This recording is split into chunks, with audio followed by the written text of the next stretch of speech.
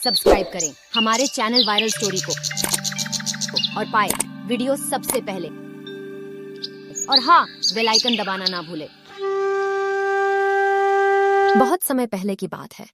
धृतराष्ट्र, पांडु और विदुर के लालन पालन का भार भीष्म के ऊपर था। तीनों पुत्र बड़े होने पर विद्या अध्ययन के लिए भेजे गए। धृतराष्ट्र बल विद्या में, पांडु धनुर्विद्या में तथा विदुर धर्म और नीति में निपुण हुए। युवा होने पर धृतराष्ट्र अंधे होने के कारण राज्य के उत्तराधिकारी न बन सके। विदुर दासी पुत्र थे, इसलिए पांडु को ही हस्तिनापुर का राजा घोषित किया गया। भीष्म ने धृतराष्ट्र का विवाह गांधार की राजकुमारी गांधारी से कर दिया। गांधारी को जब ज्ञात हुआ कि उसका पति अंधा है, तो उसने स्वयं अपनी आंखों पर पट्टी बांध ली। उन्हीं दिनों यदुवंशी राजा शूरसेन की पोषित कन्या कुंती जब सयानी हुई, तो पिता ने उसे घर आए हुए महात्माओं के सेवा में लगा दिया। पिता के अतिथि गृह में जितने भी साधु महात्मा, ऋषि मुनि आदि आते, कुंती उनकी सेवा मन लगाकर किया करती थी। एक बार वहां दुर्वासा ऋषि आ पहुंचे। कुंती ने उनकी भी मन लगाकर सेवा की। कुंती की सेवा से प्रसन्न होकर दुर्वासा ऋषि ने कहा, पुत्री, मैं तुम्हारी सेवा से अत्यंत प्रसन्न हुआ हूं, अतः तुझे एक ऐसा मंत्र देता हूं जिसके प्रयोग से तू जिस देवता का स्मरण करेगी, वह तत्काल तेरे समक्ष प्रकट होकर तेरी मनोकामना पूर्ण करेगा। इस प्रकार दुर्वासा ऋषि कुंती को मंत्र प्रदान करके चले गए। एक दिन कुंती ने उस मंत्र की सत्यता की जांच करने के लिए एकांत स्थान पर बैठकर उस मंत्र का जाप करते हुए सूर्यदेव का स्मरण किया। उसी क्षण सूर्यदेव वहां प्रकट होकर बोले, देवी, मुझे बताओ कि तुम मुझसे किस वस्तु की अभिलाषा करती हो। मैं तुम्हारी अभिलाषा अवश्य पूर्ण करूंगा। इस पर कुंती ने कहा, हे देव, मुझे आपसे किसी भी प्रकार की अभिलाषा नहीं है। मैंने तो केवल मंत्र की सत्यता परखने के लिए ही उसका जाप किया है। कुंती के इन वचनों को सुनकर सूर्यदेव बोले, हे कुंती, मेरा आना व्यर्थ नहीं जा सकता। मैं तुम्हें एक अत्यंत पराक्रमी तथा दानशील पुत्र प्रदान करता हूं। इतना कहकर सूर्यदेव अंतर्ध्यान हो गए। कुंती ने लज्जावश यह बात किसी से नहीं कह सकी। समय आने पर उसके गर्भ से कवच कुंडल धारण किए हुए एक पुत्र उत्पन्न हुआ। कुंती ने उसे एक मंजूषा में रखकर रात्रि बेला में गंगा में बहा दिया। वह बालक बहता हुआ उस स्थान पर पहुंचा जहां पर धृतराष्ट्र का सारथी अधिरथ अपने अश्व को गंगा नदी में जल पिला रहा था। उसकी दृष्टि कवच कुंडलधारी शिशु पर पड़ी। अधिरथ निःसंतान था, इसलिए उसने बालक को अपने छाती से लगा लिया और घर ले जाकर उसे अपने पुत्र के जैसा पालने लगा। उस बालक के कान अति सुंदर थे, इसलिए उसका नाम कर्ण रखा गया। कर्ण गंगा जी में बहता हुआ जा रहा था कि महाराज धृतराष्ट्र के सारथी अधिरथ और उनकी पत्नी राधा ने उसे देखा और उसे गोद ले लिया और उसका लालन पालन करने लगे। कुमार अवस्था से ही कर्ण की रुचि अपने पिता अधिरथ के समान रथ चलाने के बजाय युद्ध कला में अधिक थी। कर्ण और उसके पिता अधिरथ आचार्य द्रोण से मिले, जो कि उस समय युद्ध कला के सर्वश्रेष्ठ आचार्यों में से एक थे। द्रोणाचार्य उस समय कुरु राजकुमारों को शिक्षा दिया करते थे।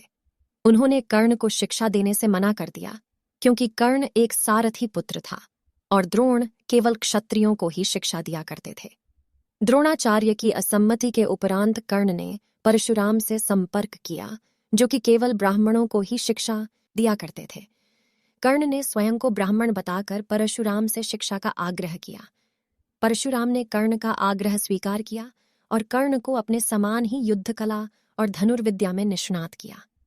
कर्ण को उसके गुरु परशुराम और पृथ्वी माता से श्राप मिला था।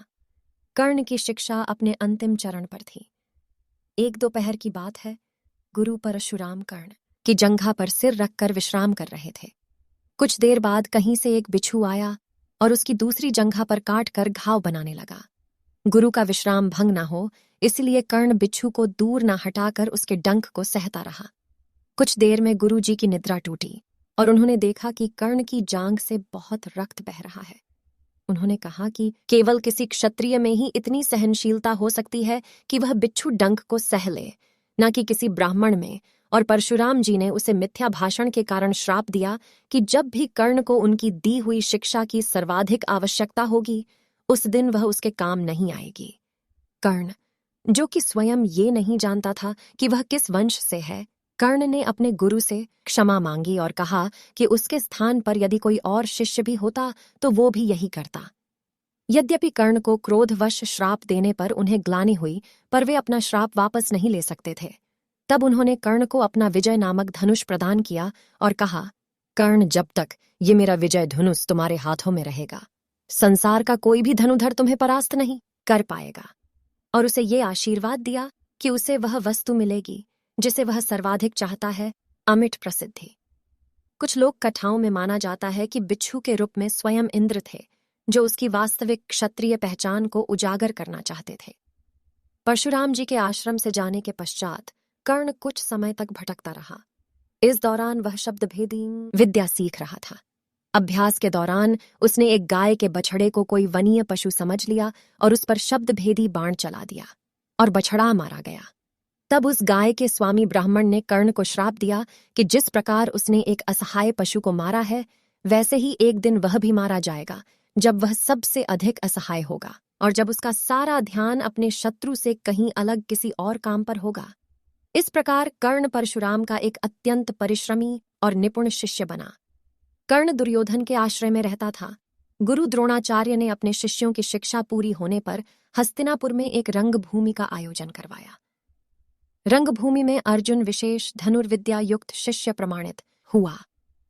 तब द्रोणाचार्य ने अर्जुन को सर्वश्रेष्ठ धनुर्धर घोषित कर दिया था। तभी कर्ण को गुस्सा आया और रंगभूमि में आया और अर्जुन द्वारा किए गए कर्तव्यों को पार करके उसे द्वंद्व युद्ध के लिए ललकारा।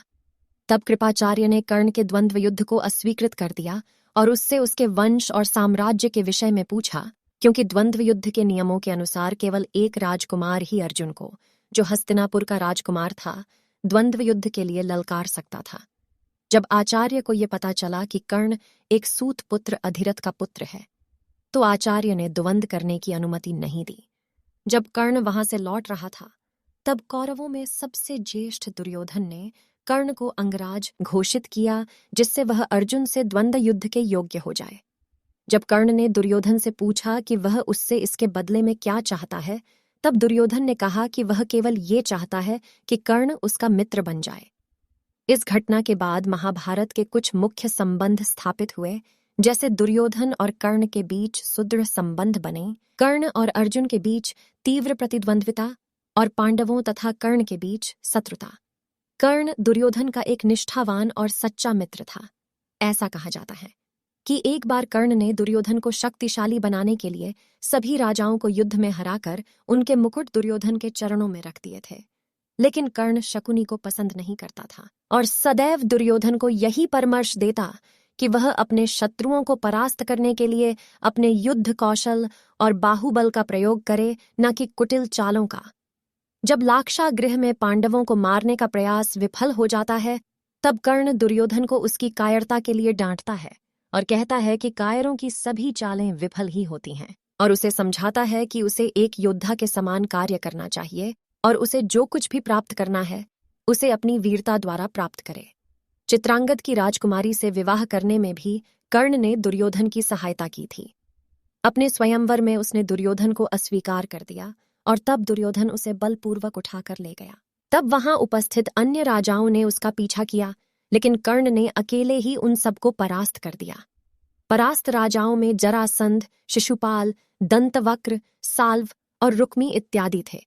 कर्ण की प्रशंसा स्वरूप जरासंध ने कर्ण को मगध का एक भाग दे दिया।